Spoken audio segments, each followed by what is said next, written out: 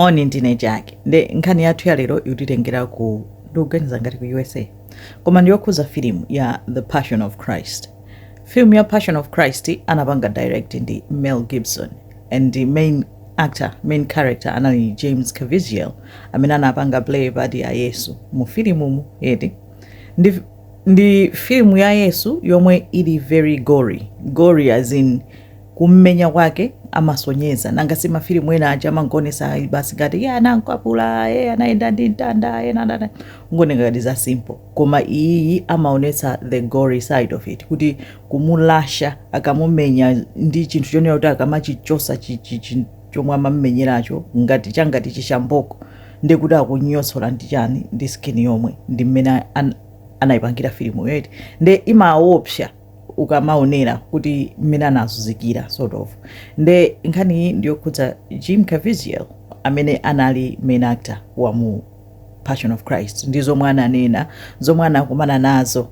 pa nthawi yomwe ankajambula filimu ndipo nzone kuti zinampangisa mantha zinamuzizwitsa chifukwa choti iye amakhulupirira kunena kuti it's almost ma forces ena amakhala ngati kuti sakufuna kuti filimu yoyitani ipangike ndipo mapeto ake anadwala nazo kwambiri ndiye zomwe zinapangika ndi izi. Sono Jim kapena James Caviezel ndotchuka kwambiri ali mafilmu ambiri mashows ambiri person of interest zosiyana koma ndi odziwika kwambiri ndi chikhristu chake ndopemphera amapanga zopemphera kwambiri mafilimu ake amangana kupanga masini onena kuti ovula zoipanga zotanolo ndi azimayi ena mmafilimu amakaniratu mapati amene amanena kuti no amanena kuti akupereka ulemu kwa mkazi wake komanso chikhulupiriro chake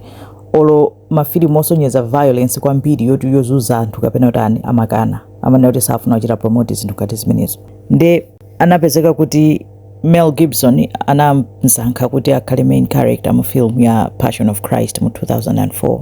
anavomera nde kwambiri film anakajambulira ku Italiko anapeza Catholic priest oti tsiku lilonse azipemphera naye before kukayamba kupanga shoot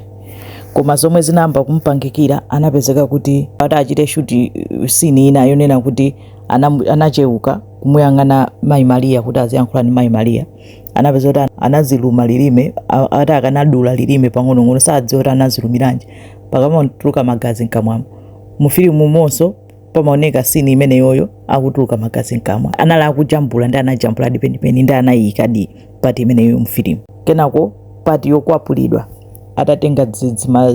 shampuko zolasha zija amayenera umenya chithabwa china chake kungopanga kungoyesezera kunamizira kuti mamota azimmenya azenizeni amene amamenya chithabwa china chake mmene anakonzera filimu kuti azipangira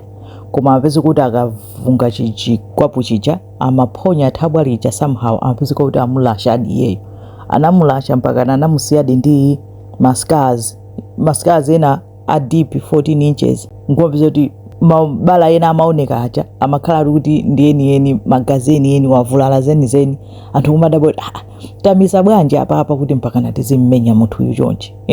paka zinatsala pang'ono kuti anthu anamba kuona ngati munthu uyu angozita ayisiya filimu iyi chifukwa choti sizikuyenda akuzunzika nayo kwambiri koma amangopitiriza badi ine ndotani ndimaliza filimu iyi atabwerera kuti akapitirizenso kupanga filimu anapezeka kuti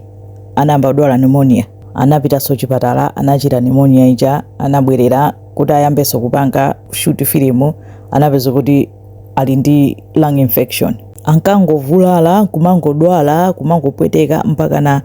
anampanga masajari awiri amtima imodzi open heart surgery ndi heart surgery awiri kumangodwala ati mpaka ena anamuza ta mwina tu nchifukwa cha filimu yomwe mukupangayi mwina mungozisiya koma anakana kusiya ati anapita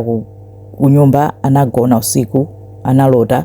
ati anamva chikondi kwambiri cha Ambuye pa moyo wake mpaka anadzuka pamene pone kuti no ndipitiriza filimu iyi wenera kutani filimu iyi wenera kutuluka pati yomwe ananyamula mtanda ija kuti wanyamula mtanda akuyenda akupita ku Golgotha anagwa mtanda uja unamumenya pa mphewa mpaka unampanga dislocate shoulder akuti kumapeto kwa filimu akujambula scene yoti ali pa mtanda paja kuti Yesu akufa pa mtanda anamenyedwa ndi chiphaliwali chinachoka straight mlengalenga ndi kummenya anthu akuona ndipo anavulalaso kwambiri zinazo chita kudabwitsa kuti zikuchitika bwanji mapeto ake anakwanitsa nkumaliza kupanga filimu ija. Inatchuka kwambiri ma 2004 2005. Ndi filimu yamphamvu kwambiri, imaopsa pang'ono chifukwa cha mmene imaonetsedwera, koma aonera kuti zambiri ululu umene amapezeka kuti akuoneka ngati ali mu ululu amakhala kuti ali mu ululu chifukwa cha zomwe amakumana nazo akupanga short film. Nde ananena kuti kumbali ya iyeyo mmene anaonera, mmene anaphunzirapo phunziro ndionena kuti just because ambuye ali nawe doesn't mean kuti sukumana ndi zovuta, doesn't mean kuti sumva ululu. Zinthu zambiri ndizowawa kumene, koma you keep going mpaka anamaliza nkuchita achieve filimu yake. Pangofuna upanga share nkhani ya James Caviezel. Anapanga ndi interview ya tunthu mukhoza kuipanga find pa YouTube. Zikomo kwambiri.